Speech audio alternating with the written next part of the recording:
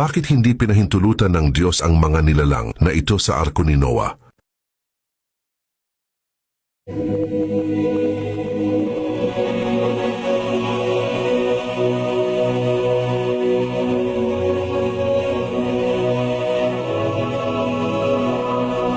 Naisip mo rin ba kung bakit may mga nilalang na hindi pinayagang makapasok sa arko ni Noah?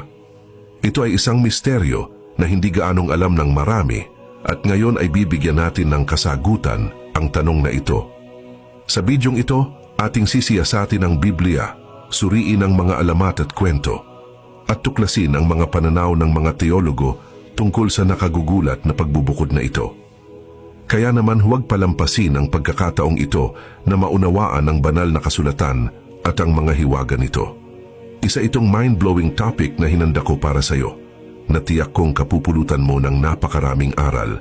Kaya naman manatiling nakatutok hanggang sa dulo para sa mas marami pang kapanapanabik na nilalaman tungkol sa Biblia.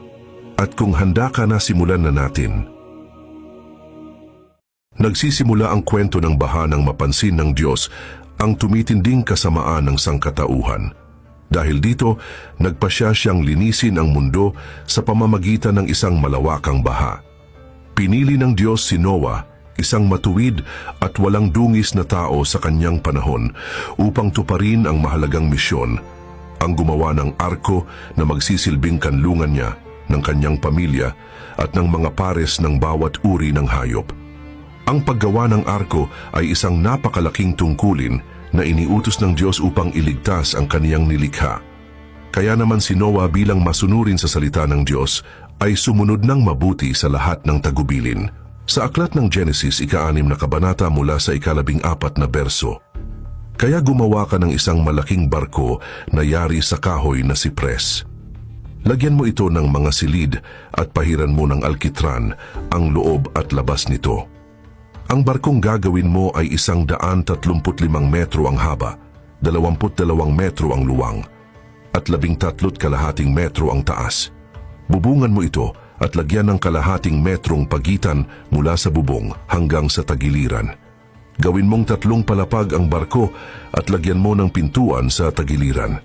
Ang napakalaking arko na ito ay dapat magkaroon ng isang pintuan lamang, 3 palapag, at isang bintana para sa liwanag at bentilasyon.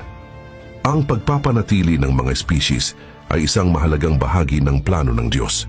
Sa 6 na kabanata, 19 na berso, at sa bawat nangabubuhay, sa lahat ng laman ay maglululan ka sa loob ng sasakyan ng 2 sa bawat uri upang maingatan silang buhay na kasama mo, lalaki at babae ang kinakailangan. Ang utos na ito ay inulit sa Genesis 7 kabanata mula sa 2 berso, kung saan inatasan ng Diyos si Noah na kumuha ng 7 pares ng malilinis na hayop at 2 pares ng maruruming hayop. Ang pagtatayo ng arko ay hindi lamang isang gawa ng pagsunod, kundi isa ring simbolo ng pag-asa at panibagong simula. Sa pamamagitan ng pagtitipon ng iba't ibang uri ng nilalang, siniguro ni Noah na ang masaganang likha ng Diyos ay makakaligtas sa nalalapit na pagkawasak. Ang arko na puno ng buhay ay naging isang maliit na larawan ng mundo na nagpapakita ng proteksyon at pagtustos ng Diyos para sa kanyang nilikha. Ang mga malilinis na hayop na kinuha sa mas malaking bilang ay sumisimbolo ng kadalisayan at kabanalan sapagkat madalas silang ginagamit sa mga sakripisyo. Ang mga maruruming hayop naman, bagamat kakaunti ang bilang, ay kumakatawan sa kabuuan ng nilikha ng Diyos. Kabilang na ang mga hindi ginagamit para sa sakripisyo o pagkain. Sama-sama, ang mga hayop na ito ay sumisimbolo sa kabuuan at pagkakaiba-iba ng buhay. Ang ideya na may mga nilalang na hindi pinahintulutang sumakay sa arko ni Noah ay nagbigay daan sa mga alamat at kwento sa loob ng maraming siglo. Ang mga sinaunang salaysay ay tumutukoy sa mga nilalang tulad ng mga Nephilim, mga higanting binanggit sa Genesis na inilarawan bilang mga supling ng mga anak ng Diyos at mga anak na babae ng tao. Ayon sa ilang ulat, ang mga higanting ito ay marahas at tiwali, dahilan upang linisin ng Diyos ang mundo sa pamamagitan ng baha. Mayroon ding mga alamat na nagsasalaysay ng mga hybrid na nilalang tulad ng mga centaur at chimera na sinasabing hindi isinama sa arko. Bagamat ang mga ganitong mythological creatures ay hindi tahasang binanggit sa Biblia, ang kanilang pagkakabukod ay naaayon sa diin ng Biblia sa pagpapanatili ng kadalisayan ng orihinal na likha ng Diyos. Ipinapahiwatig sa Genesis na tanging mga nilalang na nilikha ayon sa kanilang uri ang pinahintulutang sumakay sa arko at ang mga hybrid o tiwaling nilalang ay hindi isinama. Ang pagbubukod na ito ay maaring ituring bilang isang pagsisikap na mapanatili ang integridad ng likha ng Diyos at alisin ang katiwalian. Mula sa isang teolohikal na pananaw, ang pagbubukod ng ilang nilalang ay sumasalamin sa katarungan ng Diyos at sa kanyang hangaring maibalik ang kadalisayan. Naniniwala ang mga Bible scholars na ang mga nilalang tulad ng Nephilim ay kumakatawan sa katiwalian ng orihinal na likha ng Diyos na sumalungat sa likas na kaayusan. Ang kanilang pagbubukod ay sumisimbolo sa pag-aalis ng kasalanan at katiwalian at nagbibigay daan sa isang bagong simula. Ang pagsunod ni Noah sa mga tagubilin ng Diyos ay nagbibigay diin sa kahalagahan ng pananampalataya at pagtitiwala. Pagkatapos ng baha, nagtatag ang Diyos ng isang tipan kay Noah, nangakong hindi na muling gugunawin ang mundo sa pamamagitan ng baha, at ibinigay ang bahaghari bilang tanda ng pangakong ito. Ang tipan na ito ay nagbigay diin sa hangarin ng Diyos para sa isang relasyon na nakabatay sa tiwala at pagsunod. Ang aklat ni Enoch at iba pang mga apocryphal scriptures ay nagbibigay ng mga karagdagang pananaw tungkol sa mga nilalang na hindi isinama sa arko. Inilarawan sa mga tekstong ito ang mga Nephilim bilang mga supling ng mga fallen angels na nagturo ng ipinagbabawal na kaalaman sa sangkatauhan, na nagdulot sa moral na katiwalian na nagbigay daan sa baha. Ayon kay Enoch, ang pagbubukod ng mga nilalang na ito ay kinakailangan upang maibalik ang banal na kadalisayan. Ang iba pang apocryphal sources tulad ng Aklat ng Jubilees ay binanggit din ang mga nilalang na hindi pinayagang sumakay sa arko, kabilang ang mga hybrid na resulta ng ipinagbabawal na pagsasama. Ang mga salaysay na ito ay tumutugma sa biblical theme ng pagbabalik ng natural na kaayusan at binibigyang diin ang kabigatan ng paglabag sa mga banal na hangganan.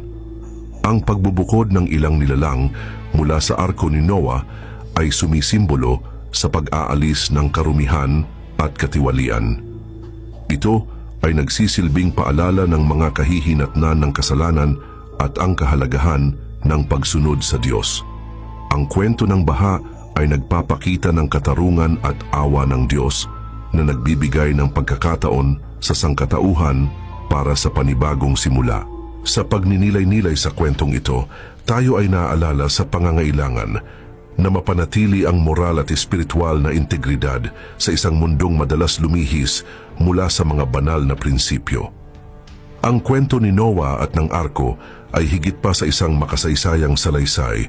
Ito ay isang paalala ng pag-asa, pananampalataya at muling pagbangon. Ang mensahe nito ay nananatiling mahalaga sa ating panahon.